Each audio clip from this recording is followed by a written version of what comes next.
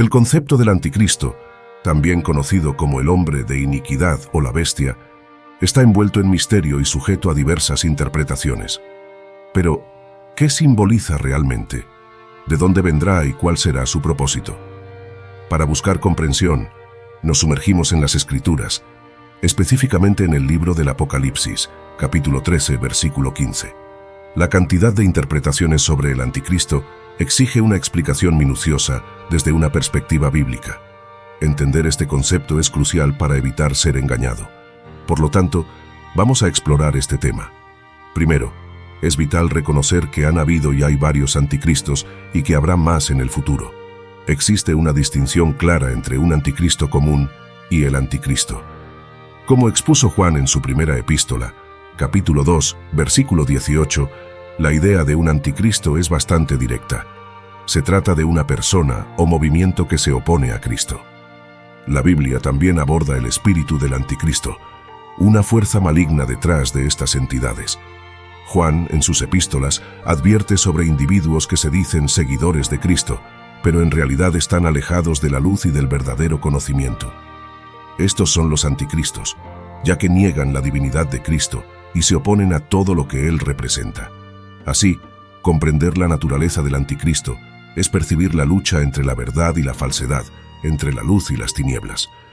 Este conflicto espiritual, manifestándose de diversas formas a lo largo de la historia, sirve como un recordatorio constante de la necesidad de discernimiento y de una fe genuina.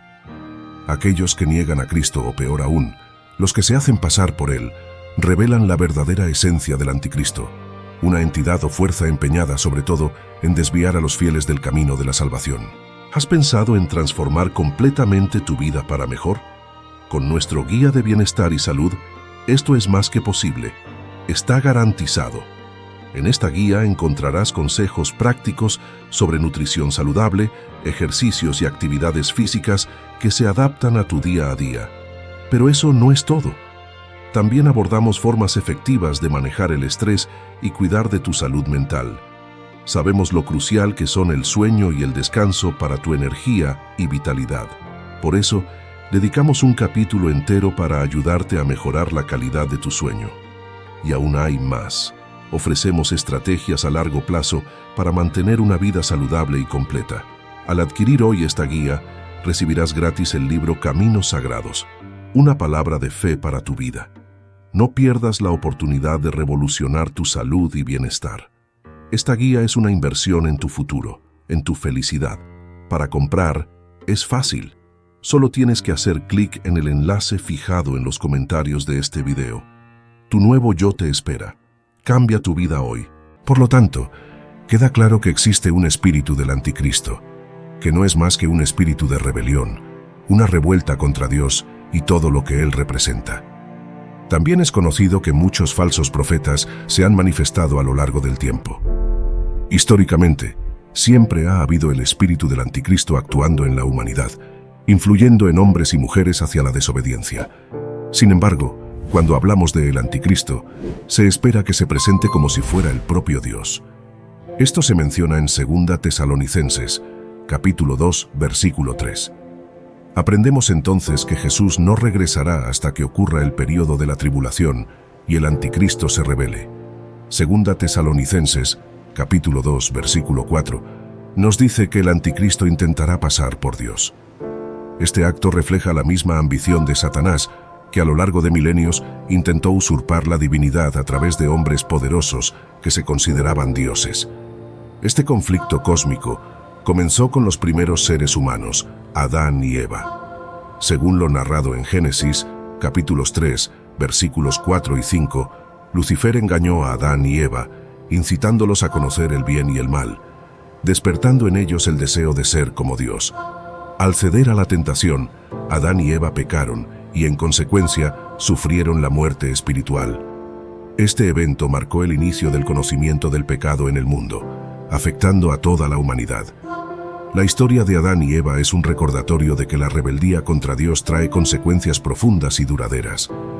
El espíritu del anticristo, que busca sembrar la desobediencia y la confusión, es una fuerza persistente a lo largo de la historia humana, siempre buscando desviar a las personas del camino de la verdad y la salvación. La trayectoria de la humanidad está marcada por una inclinación al pecado, siendo el orgullo uno de sus principales componentes. Esto se observa claramente en el período que precedió al diluvio, como se describe en Génesis capítulo 6.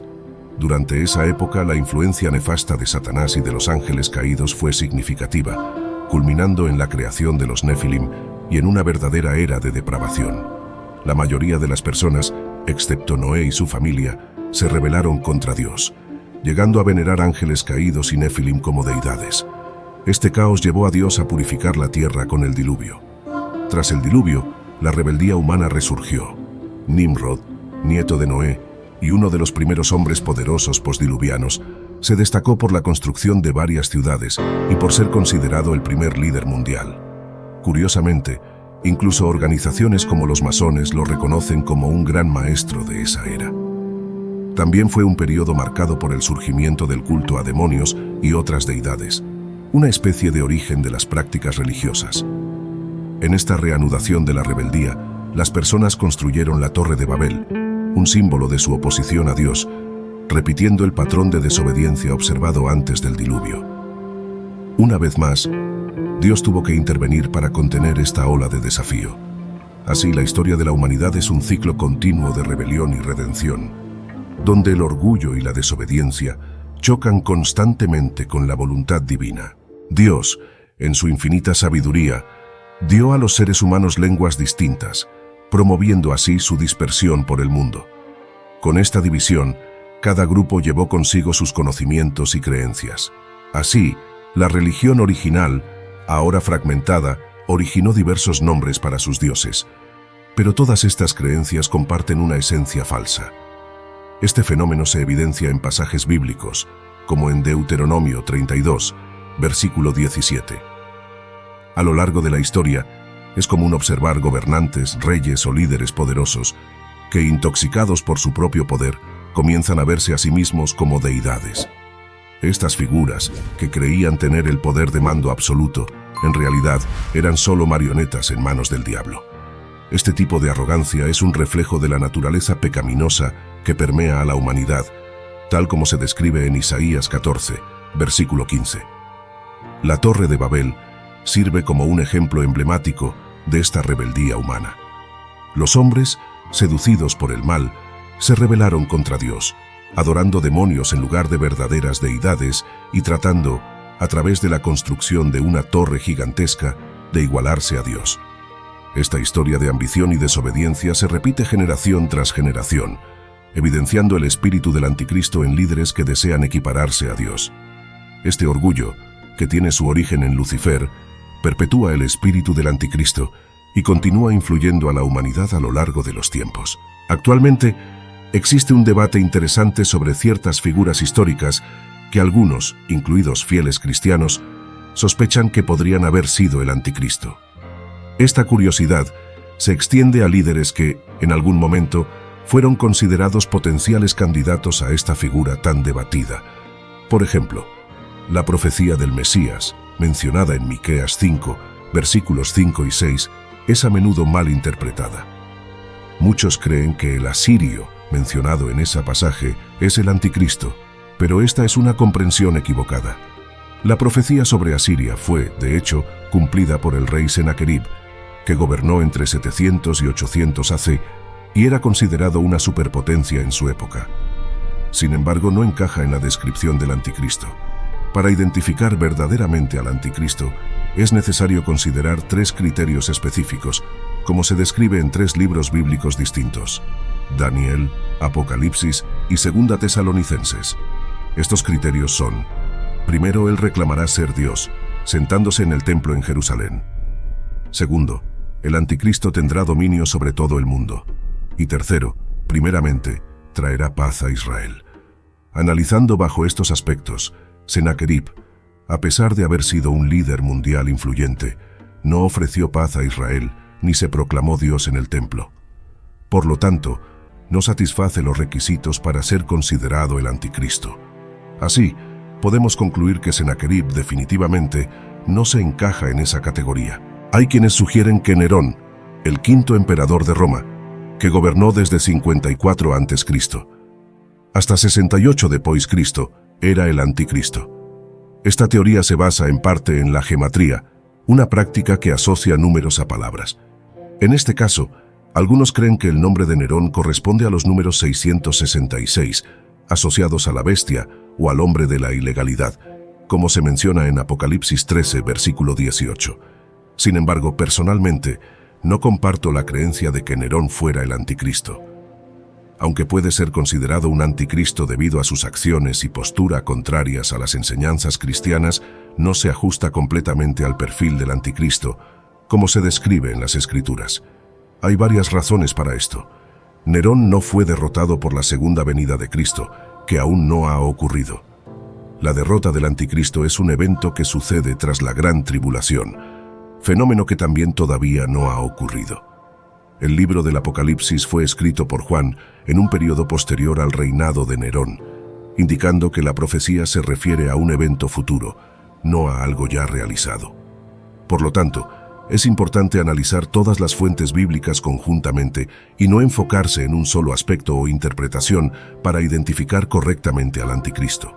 Como ya he mencionado, creo que Nerón también fue influenciado por el espíritu del anticristo, dada su notoria maldad. Fue responsable de inmenso sufrimiento y de la muerte de innumerables cristianos. Sin embargo, no lo considero como el anticristo. También hay quienes apuntan al rey de Tiro como posible anticristo, como se describe en Ezequiel 28, versículos 1 y 2. En este pasaje, observamos nuevamente la presencia del espíritu del anticristo, caracterizado por el orgullo y la arrogancia de considerarse un dios, a pesar de ser solo un hombre.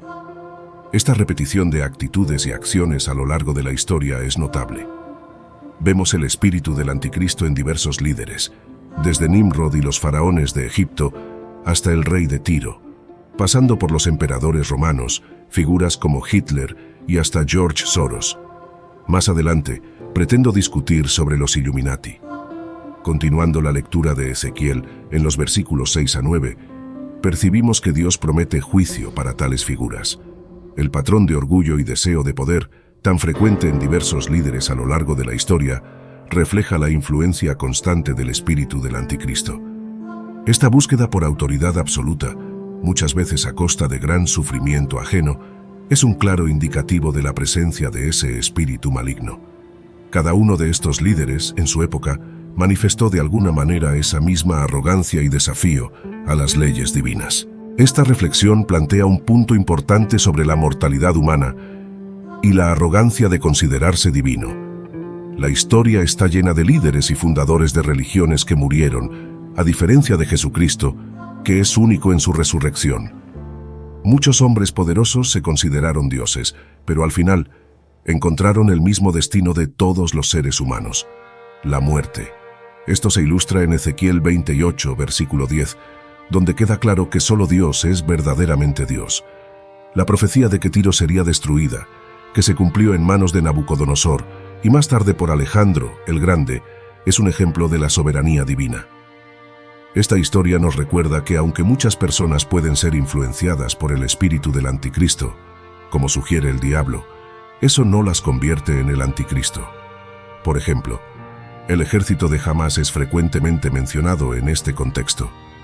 Las acusaciones contra ellos incluyen adoctrinar a niños con ideologías extremistas, forzándolos a seguir enseñanzas radicales y cometiendo actos de violencia. Tales acciones, según informes, se hacen en nombre de creencias religiosas distorsionadas. Es esencial recordar que el verdadero entendimiento de Dios y de la fe no debe ser corrompido por interpretaciones extremistas o por aquellos que buscan distorsionar la religión para justificar actos de crueldad y violencia. La mayor injusticia cometida contra los niños en Palestina no se limita a incentivarlos a participar en conflictos o a portar armas. El verdadero daño comienza con la imposición de una doctrinación ideológica y religiosa intensa desde temprana edad. Pensemos en un relato real de un niño de 10 años. Cuando desafié las órdenes de Hamás, fui severamente castigado. Atado a un poste, el líder de Hamás, cuyo nombre me rehúso a mencionar por su indignidad, me azotó con un cable eléctrico. Con cada golpe el aire me faltaba hasta que perdí el sentido. En momentos de desesperación, la verdadera naturaleza humana se revela, pensaba mientras estaba allí, indefenso. Mi padre estaba encarcelado en ese periodo, y el líder de Hamás creía que él era mi guía. Ese era el tipo de disciplina que aplicaban, buscando moldearme en un ser tan brutal como ellos. Observando la trayectoria histórica, percibimos que los esfuerzos por la paz fueron constantemente minados por ataques. Aquí yace el núcleo del problema. La satisfacción de las ambiciones es imposible en medio de una guerra que se dice sagrada. No estamos lidiando con organizaciones terroristas políticas que podrían ser persuadidas o convencidas a sentarse en la mesa de negociaciones. Hablamos de un grupo con convicciones religiosas tan arraigadas que no reconocen límites políticos y aspiran a erradicar a un pueblo entero para establecer un Estado islámico. Donde hay odio, la compasión se convierte en la mayor rebeldía. Reflexioné. ¿Qué más se puede decir sobre este grupo? ¿Y por qué no es obvio para todos, incluyendo las Naciones Unidas, que condenar tales acciones es esencial? La indiferencia es el alimento de la injusticia, concluyo. Esta es la dolorosa realidad de los niños en Palestina, una realidad que requiere no solo reconocimiento, sino también acción inmediata y efectiva por parte de la comunidad internacional. Algunas personas sostienen la teoría de que el anticristo será un musulmán. Personalmente, discrepo de esta idea. Es un hecho que, en el Islam, Jesucristo no es visto como Dios, sino como un profeta, una diferencia significativa. Sin embargo, no creo que el anticristo emerja de esta fe. En primer lugar, es improbable que los judíos lo reconozcan como el Mesías, considerando las tensiones históricas existentes. ¿Cómo podría alguien unir bajo una bandera a aquellos divididos por siglos de diferencias? Me pregunto. En el Islam hay una variedad de grupos con creencias distintas y frecuentemente conflictivas. La elección de un líder musulmán como figura mundial unificadora parece una tarea hercúlea, dada la falta de consenso. Además, la imagen del Islam para muchos no musulmanes está oscurecida por la acción de extremistas. Estos individuos propagan odio y violencia, distorsionando la esencia de su fe. El amor, la santidad y la justicia parecen ausentes en sus acciones, reflexiono. Lo que practican es contrario al espíritu de un Dios que es justo, santo y amoroso. Un verdadero líder espiritual debe encarnar el amor y la justicia, no solo la severidad y el juicio, considero. La verdadera naturaleza de Dios, según entiendo, es la de un ser personal, justo, santo y sobre todo amoroso. Lo que los extremistas practican está lejos de ser amor, justicia o santidad, es la antítesis de eso, casi como un reflejo del espíritu anticristiano. En el libro de 1 Juan, capítulos 4, versículos de 7 a 12, encontramos reflexiones profundas sobre el amor y Dios. En el versículo 12, se nos recuerda que el amor de Dios se manifiesta entre nosotros. Pero entonces, ¿quién sería el anticristo y de dónde surgirá? Me pregunto. Esta cuestión permanece un misterio, un enigma aún por desvelar. Si aún no se han suscrito al canal, aprovechen para hacerlo ahora. Y no olviden darle like y activar la campanita para apoyar a nuestro canal a llegar más lejos. Hablamos sobre el anticristo, sus posibles orígenes y las diversas interpretaciones en torno a este tema misterioso, claro, basado en las palabras sagradas bíblicas. ¿Qué piensan ustedes sobre esto? Yo estoy totalmente seguro de que ese anticristo ya vive entre nosotros. Ahora, cambiando de tema, como tengo mucho cariño por ustedes aquí en la comunidad, les he traído una guía muy importante y a un precio bajo. Una guía de salud y bienestar, enfocada en mejorar su vida con consejos sobre alimentación, sueño, ejercicios físicos y mucho más. Este material es fruto de mucha investigación y dedicación, con el objetivo de ayudarlos a alcanzar un equilibrio físico y mental. No dejen de revisarlo. Por último, pero no menos importante, quiero despedirme con una petición especial. Si les gustó el video, compártanlo con amigos y familiares. Todos necesitan estar conscientes de esta palabra y, por supuesto, dejen sus bendiciones en los comentarios para todos nuestros seguidores. Manténganse firmes en la palabra de Dios. Un abrazo a todos.